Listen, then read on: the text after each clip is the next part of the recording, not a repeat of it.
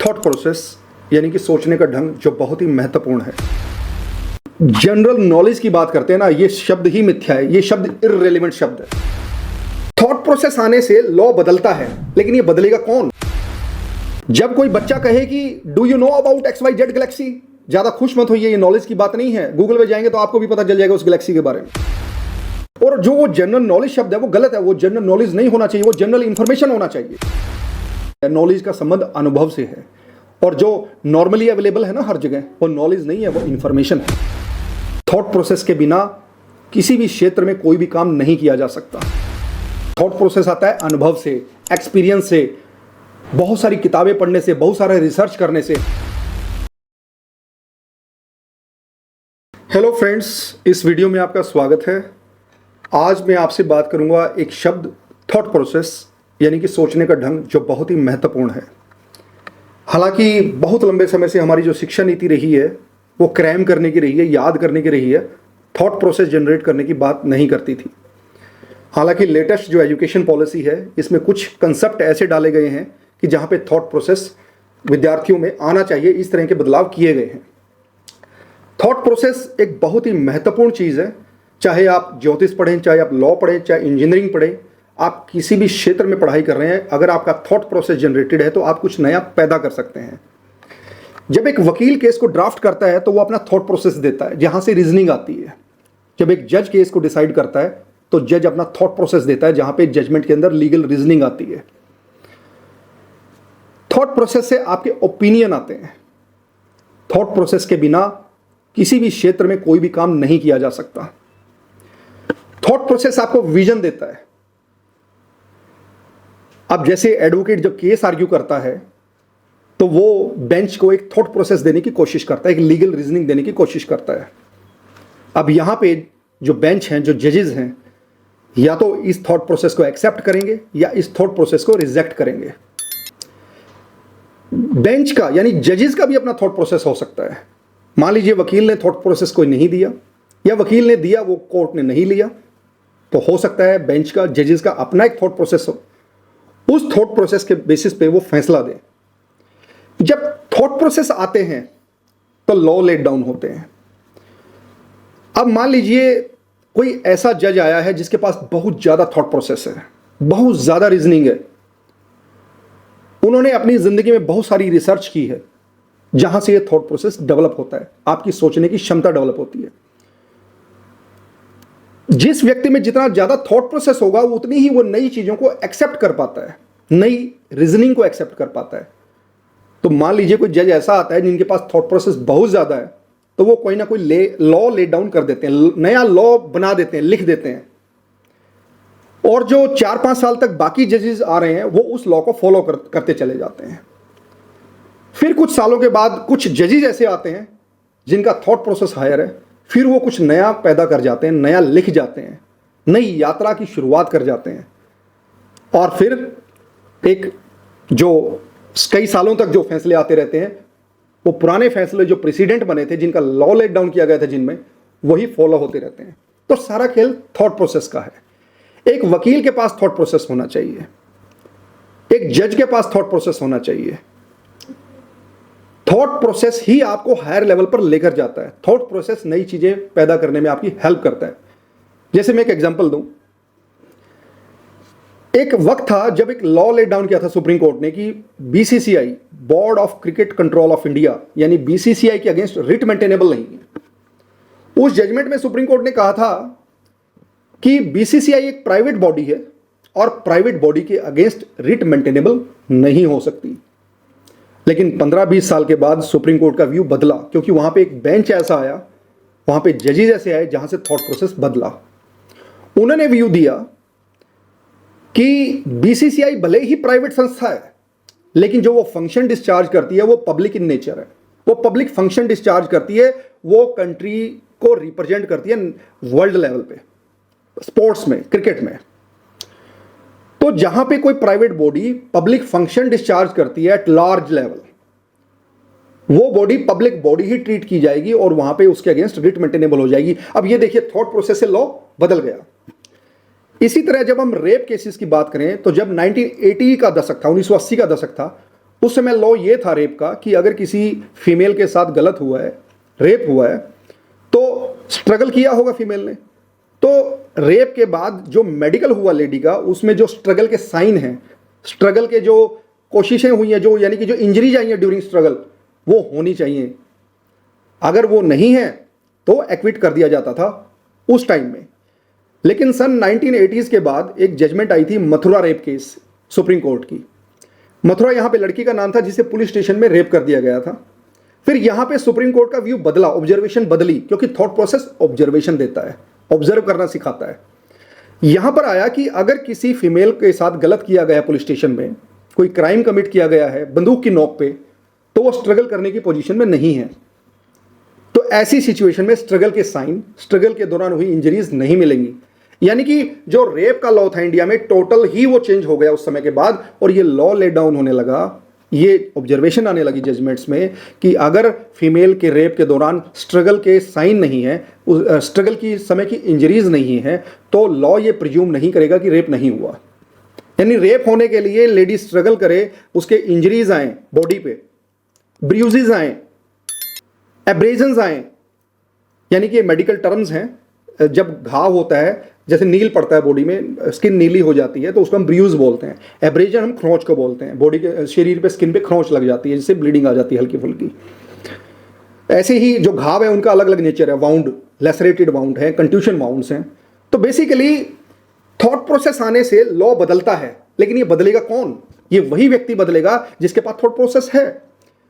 कई बार ऐसा होता है कि मीडिया के प्रेशर की वजह से, सोशल नॉर्म्स की वजह से, थॉट प्रोसेस होने के बाद भी जो जजमेंट्स हैं वहां पे वो थॉट प्रोसेस नहीं आ पाता, रिस्ट्रेन कर लेता है व्यक्ति अपने आप को। और कई बार ऐसे थॉट प्रोसेसेस आते हैं जो सोशली एक्सेप्टेबल नहीं होते। तो थॉट प्रोसेस ऐसा होना चाहिए, जिसकी रीजनिंग ऐसी होनी चाहिए कि जो एक सिविल सोसाइटी है, जो एक सभ्य समाज है, उस थॉट प्रोसेस को एडेप्ट कर पाए, एक्सेप्ट कर पाए। वकालत को सिंपल भाषा में अगर हम कहें ना, वकील करता क्या है? वकालत का मतलब है हाउ टू कन्विंस ए जज। कन्विंस कैसे होगा? कन्विंस थॉट प्रोसेस से होगा। वकील अपना थॉट प्रोसेस लगा के ड्राफ्टिंग करता है, वकील थॉट प्रोसेस लगा के एक इवेल्युएट करता है केस को कि इस केस में कितने जियान है, लीगली ये केस कितना स्ट्रांग है, क्या इसमें कुछ नया पैदा किया जा सकता है। तो जितने भी लॉ लेट डाउन होते हैं, फुल बेंच की जजमेंटें आती हैं, डिवीजन बेंच की जजमेंट आते हैं, कुछ नया निकल के आता है, वो बिना थॉट प्रोसेस के नहीं आ सकता। और थॉट प्रोसेस आता है अनुभव से, एक्सपीरियंस से, बहुत सारी किताबें पढ़ने से, बहुत सारे रिसर्च करने से। तो इसीलिए वकील की लाइफ का जो एक बहुत इंपॉर्टेंट हिस्सा है वो रिसर्च है, और जजेस की लाइफ का जो बहुत बड़ा हिस्सा है वो रिसर्च है।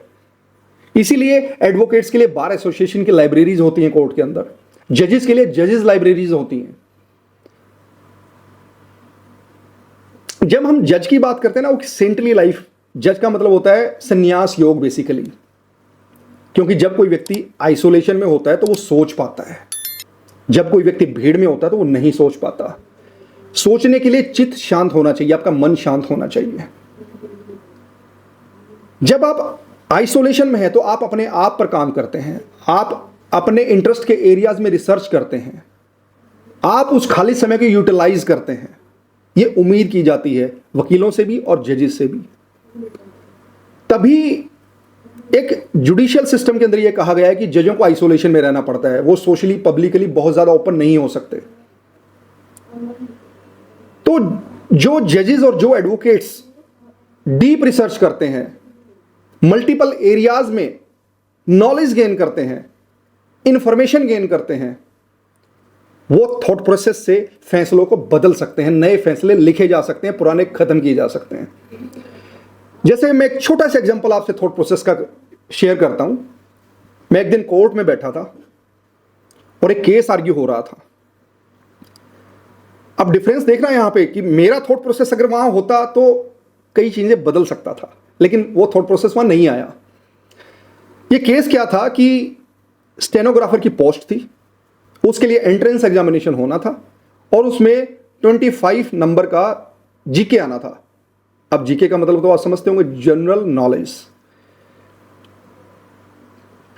अब यहां वकील साहब ने आर्ग्यू किया, जिनका केस था वो, कि स्टेनोग्राफर का जीके से क्या लेना देना। स्टेनोग्राफर की जो शॉर्ट हैंड की स्पीड है वो देखिए, टाइपिंग स्पीड देखिए। और अगर जीके इन्वॉल्व कर दी जाएगी तो बहुत सारे कॉम्पिटेंट स्टेनोग्राफर हैं जिनकी टाइपिंग स्पीड बहुत अच्छी है, जिनकी शॉर्ट हैंड्स में कमांड है, वो लोग पिछड़ सकते हैं अपने एंट्रेंस एग्जामिनेशन की वजह से और अच्छे लोग सेलेक्ट नहीं हो सकते। लेकिन बेंच का व्यू ये था कि जब बेंच ने कहा कि, यानी कि जज साहब ने कहा कि जब मैंने लॉ में एडमिशन लिया था तो मेरी जीके पे कमांड नहीं थी, तो मैंने स्पेशल 1 महीना जीके पढ़ी और एंट्रेंस एग्जामिनेशन को टॉप किया, तो जब मैं जीके पढ़ सकता हूं तो आप क्यों नहीं। अब यहां पे जो थॉट प्रोसेस मैं आपको दूंगा उसके बाद देखना ये केस की तकदीर कैसे बदल सकती थी अगर ये थॉट प्रोसेस वहां होता, क्योंकि ये केस डिसमिस कर दिया गया रिट पिटीशन को। क्योंकि मैं एक थॉट प्रोसेस आपको देता हूं कि जब हम जनरल नॉलेज की बात करते हैं ना, ये शब्द ही मिथ्या है, ये शब्द इररिलेवेंट शब्द है, क्योंकि जो नॉलेज होगी वो जनरल नहीं हो सकती। नॉलेज हमेशा हिडन होती है, नॉलेज का संबंध अनुभव से है, और जो नॉर्मली अवेलेबल है ना हर जगह, जो आसानी से हर जगह अवेलेबल है, वो नॉलेज नहीं है, वो इंफॉर्मेशन है। और इंफॉर्मेशन और नॉलेज में अंतर होता है। पूरा वर्ल्ड इंफॉर्मेटरी है, इंफॉर्मेशन को आप बांध के नहीं रख सकते। जितने भी ब्लैक लेटर्स में इंफॉर्मेशन अवेलेबल है सोशल मीडिया पे, वो सारी इंफॉर्मेशन है, नॉलेज नहीं है वहां पे। जब कोई बच्चा कहे कि do you know about XYZ Galaxy, ज्यादा खुश मत होइए, ये नॉलेज की बात नहीं है। गूगल पे जाएंगे तो आपको भी पता चल जाएगा उस गैलेक्सी के बारे में। नॉलेज हिडन मिलेगी आपको, इंफॉर्मेशन बिखरी मिलेगी आपको। जितने भी कॉम्पिटिटिव एग्जाम्स हैं हमारे, वो सब इंफॉर्मेटरी इन नेचर हैं। जैसे कि एग्जांपल मैं आपको दूं, एक बच्चा IAS की तैयारी कर रहा है पिछले 5 साल से, 4 साल से, 6 साल से, 8 साल से, वो कर क्या रहा है? अखबार से इंफॉर्मेशन कलेक्ट करता है, मैगजीन से इंफॉर्मेशन कलेक्ट करता है, उसको लिखे जा रहा है, नोट डाउन किए जा रहा है कि वर्ल्ड में ये घटना घटी, फलां कंट्री में ये घटना घटी, पॉलिटिक्स में ये चेंजेज आए, इंटरनेशनल रिलेशन में ये चेंजेज आए। वो क्या कर रहा है? वो इंफॉर्मेशन कलेक्ट कर रहा है, नॉलेज नहीं गेन कर रहा, क्योंकि इंफॉर्मेशन का कोई दायरा ही नहीं है, इंफॉर्मेशन की कोई बाउंड्री नहीं है। तो जिस चीज की बाउंड्री नहीं है वो आप एग्जामिनेशन में पूछ कैसे सकते हैं? और जो वो जनरल नॉलेज शब्द है वो गलत है, वो जनरल नॉलेज नहीं होना चाहिए, वो जनरल इंफॉर्मेशन होना चाहिए। या तो एंट्रेंस एग्जामिनेशन ऐसा हो कि जिसमें बाउंड्री फिक्स की हो कि इंफॉर्मेशन इस दायरे से आएगी। जैसे मान लीजिए हरियाणा की किसी गवर्नमेंट जॉब का के लिए एंट्रेंस एग्जामिनेशन है, तो ये डिक्लेयर कर दिया जाए कि जो इंफॉर्मेशन आएगी, जो जनरल इंफॉर्मेशन हम पूछेंगे कैंडिडेट से, वो हरियाणा तक ही कन्फाइंड रहेगी कि हरियाणा में पिछले 20 साल में क्या क्या घटनाएं घटी, हरियाणा के पास्ट की हिस्ट्री क्या है, इतिहास क्या है, हरियाणा की इकोनॉमिक क्या है। वो जो जीके हम उठाएंगे, हरियाणा की ज्योग्राफी क्या है, वो हरियाणा तक ही कन्फाइंड रहेगी, हरियाणा से बाहर हम नहीं पूछेंगे। तो वो समझ में आता है कि इंफॉर्मेशन को बाउंड्री तय कर दी गई। लेकिन जिस इंफॉर्मेशन की बाउंड्री ही नहीं तय की गई, अब वो टेक्सास में क्या हो रहा है, वो किसी पर्टिकुलर चाइना के अंदर क्या हो रहा है, अफगानिस्तान में क्या हो रहा है, वर्ल्ड की पता नहीं 200 से ज्यादा कंट्रीज हैं, उन कंट्रीज का डाटा कैसे एक व्यक्ति इकट्ठा करेगा, कहां क्या क्या हो रहा है। तो ये 3 शब्द हैं, इंफॉर्मेशन, नॉलेज और विजडम। विजडम तो बहुत हायर लेवल की बात है।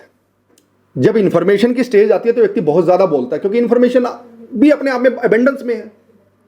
क्योंकि जब आप किसी से शेयर करते हैं तो इंफॉर्मेशन शेयर करते हैं। और नॉलेज जो है, नॉलेज स्पेसिफिक होती है। और विजडम जो है, जब विजडम होती है तो व्यक्ति बोलता ही नहीं है, सुनता है। भगवान बुद्ध विजडम में चले गए थे, गुरु नानक देव विजडम में चले गए थे। विजडम आपका आनंदमय कोश है, जहां पे आप हायर एनर्जी को कनेक्ट करते हैं। रास्ता इंफॉर्मेशन से होकर ही जाता है। इंफॉर्मेशन लॉजिक का निर्माण करती है, विजडम डिवोशन के लेवल पे होती है। मैंने कुछ वीडियोस बनाई हुई हैं, लॉजिक और डिवोशन में क्या डिफरेंस है, आप देख सकते हैं यूट्यूब चैनल पे जाके मेरे। तो इंफॉर्मेशन वेगनेस को क्रिएट करती है, इंफॉर्मेशन वेग है। तो एक स्टेनोग्राफर जिसके लिए यह तय नहीं किया गया कि इंफॉर्मेशन का दायरा क्या होगा, बाउंड्री क्या होगी, कहां कहां से पूछी जाएगी, जिसके लिए ये जरूरी नहीं है कि उसका थॉट प्रोसेस बहुत ज्यादा जनरेट हो, क्योंकि स्टेनोग्राफर ने थॉट प्रोसेस नहीं देना कहीं पे। स्टेनोग्राफर ने जो डिक्टेशन दी गई है वो नोट करनी है। जो स्टेनोग्राफर है उसने कोई फैसले नहीं देने। तो हमें जितने भी इंप्लॉइज चाहिए, बेसिकली इंप्लॉइज को के लिए ये होता है कि वो थॉट प्रोसेस नहीं चाहिए इंप्लॉइज में, क्योंकि थॉट प्रोसेस तो इंप्लॉयर का होना चाहिए ना, विजन तो इंप्लॉयर का होना चाहिए। ये सिचुएशन वैसी है जैसे कि सरकार है, विजन तो सरकार का होगा ना, काउंसिल ऑफ मिनिस्टर का होगा ना, कि कितने कॉलेजेस खोलने हैं, कितने स्कूल खोलने हैं स्टेट के अंदर, कितने हॉस्पिटल खोलने हैं। लेकिन जो IAS हैं, जो इंप्लॉई हैं स्टेट के, वो पॉलिसीज फ्रेम करेंगे, वो असिस्ट करेंगे सरकार के विजन में। तो विजन के लिए थॉट प्रोसेस चाहिए, और थॉट प्रोसेस पैदा होता है नॉलेज से, इंफॉर्मेशन से थॉट प्रोसेस नहीं पैदा होता। इंफॉर्मेशन आपको आंकड़े बताती है, इंफॉर्मेशन कलेक्ट करना क्लरिकल काम है। तो जब इंफॉर्मेशन की बाउंड्री नहीं है तो इंफॉर्मेशन एग्जामिनेशन में नहीं पूछा जाना चाहिए, और अगर इंफॉर्मेशन पूछनी ही है तो उसको जनरल नॉलेज शब्द नहीं देना चाहिए, वो जनरल इंफॉर्मेशन शब्द होना चाहिए। तो इस तरीके से थॉट प्रोसेस से फैसलों को बदला जा सकता है, नए फैसले लिखे जा सकते हैं। और हर वकील की ड्यूटी है कि वो थॉट प्रोसेस जनरेट करे, वो रिसर्च करे, वो रीड करे और नई नई थॉट प्रोसेस को कोर्ट को दे, तभी तो कोर्ट को असिस्ट करेगा। कोर्ट को असिस्ट करने का मतलब ही यही है कि वकील साहब आएंगे, कोर्ट को फैक्ट्स तो बताएंगे, इंफॉर्मेशन तो देंगे ही देंगे कि उसके केस में इंफॉर्मेटिव चीज क्या है, इंफॉर्मेशन क्या इन्वॉल्व है। वो कोर्ट को थॉट प्रोसेस भी देंगे, एक लीगल थॉट प्रोसेस जहां से विजन बनता है, जहां से ओपिनियन जनरेट होते हैं। अब कई बार बेंच की भी ईगो इतनी हाई लेवल की होती है, कोई यंग एडवोकेट अगर थॉट दे, वो थॉट नहीं लेना चाहते, वो एक अलग इशू है।